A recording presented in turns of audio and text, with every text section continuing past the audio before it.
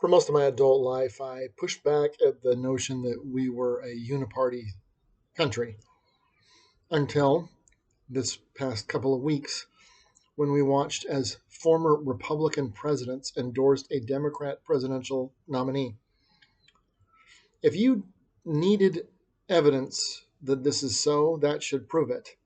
It also means that the last time we actually had a Republican president was in 1988. George Bush has endorsed Harris. The Cheney family has endorsed Harris. I'm not sure if Romney has, but if he hasn't openly, of course, he's on their side. It is not really a surprise to anyone who is familiar with the concept of a rhino, but it shows that those are the only people who are being put up by the Republican Party. If you look at the speakers of the House the Republicans have nominated, it's been a series of individuals who have promised to toe the line for their party and then ultimately buckled and given in to Democrat demands. Whether we're talking about Paul Ryan, who has also endorsed Harris, or I know Mitch McConnell's in the Senate, but he's also folds under pressure. These individuals are really just diet Democrats. They are Democrats without the sugary coating. They're pretending to be something that they're not. This means that, by and large, there is really only one party governing this country, the Democrat Party. And they're just dickering over how Democrat they're going to be. Are we going to be full-on Harris-Walz Democrats, or are we going to be Romney Democrats, if that's even a word I can use? Because Romney, well known as governor of Massachusetts, did not govern like the Republican Party, whose platform he purportedly espoused. He certainly didn't channel Ronald Reagan. It has been brought to my attention, and rightly so, that of the last 16 years, 12 of them we've had a Democrat president. And somehow, everything is Trump's fault. If you consider these other individuals who have now endorsed Harris, we've had a Democrat president since 1988, except for 4 years. That is 22 years, 32 years of Democrat Party rule. So if those individuals agree with Harris and support Harris, it means that we've never had a Republican Party in charge of this country for most people's lives. And it's always been Democrats of different stripes and to different degrees and denominations. Ooh, I like that. Trump is the only president we've had since the 80s who even tried to roll things back. And I understand Reagan brought Bush in to try and bring the party together, but there was no party to bring together. They were Republicans on paper, but not in their hearts.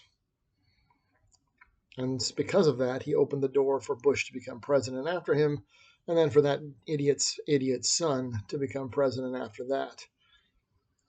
Enough Bushes. Oh, and Jeb Bush tried to be president too. Just imagine what a disaster that would have been. Another Bush. And since they're endorsing Harris, well, that's just another Democrat in drag. And it boggles my mind that they will complain about them when they're officially Republicans, and then they welcome them in when they change and endorse them.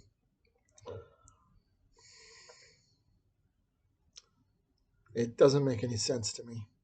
I don't know why you would welcome people that you hate. But it didn't make any sense either when Biden picked Harris as his vice president, since I think nobody in the primary hated Biden more than her. But I've seen that done in history. Alexander Hamilton became Washington's aide de camp to keep an eye on him. And there have been others who have believed in the keep your friends close but your enemies closer mantra.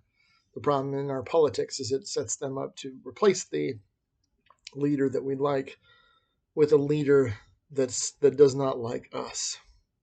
And that's really my problem with the Democrat Party, is they don't really seem to like us. They don't like the people. They'll talk about democracy all day long, but they don't like the people.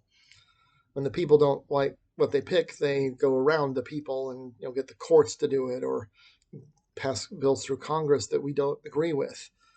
It's almost to the point where it's irrelevant to even contact your elected officials because they'll just blow you off. I wish I could find it easily, but somewhere I have a letter from Harry Reid saying essentially, I'm smart, you're stupid, stop writing me. And because he was going to do what he was going to do, and he didn't really care what I thought. After the votes were cast, they don't give a flying pinwheel what you think. And that's just how it is. Unfortunately, that's how it is. So it's interesting that we have a uniparty country that's unifying against Donald Trump. And Donald Trump has plenty of flaws. And when he came out as a Republican, I was very skeptical because it's suspicious.